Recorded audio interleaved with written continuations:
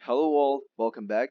In this video, I'd like to present my design of a front end for an email client that makes API calls to send and receive emails using JavaScript. Now, I've logged in as Milan at example.com, and here are 4 tabs: Inbound, Send, Archive, and Compose.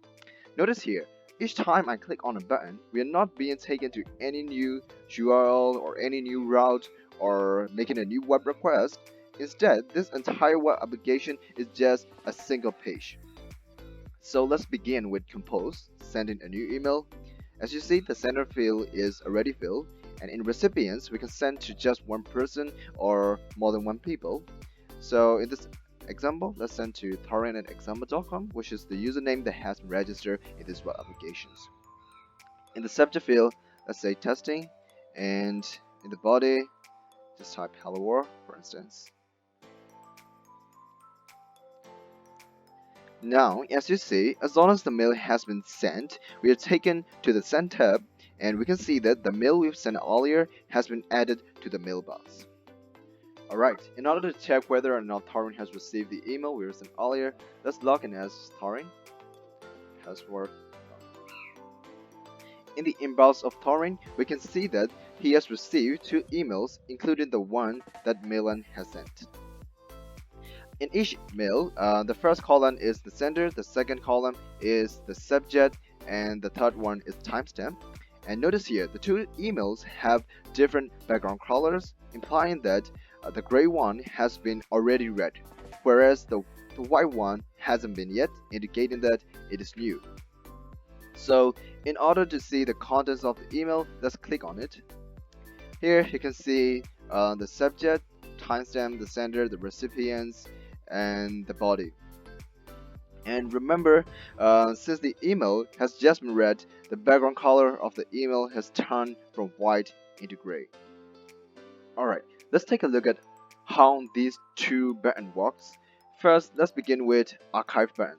It works as exactly as the one from Gmail. If I click on that, that email is removed from the inbox, as you can see.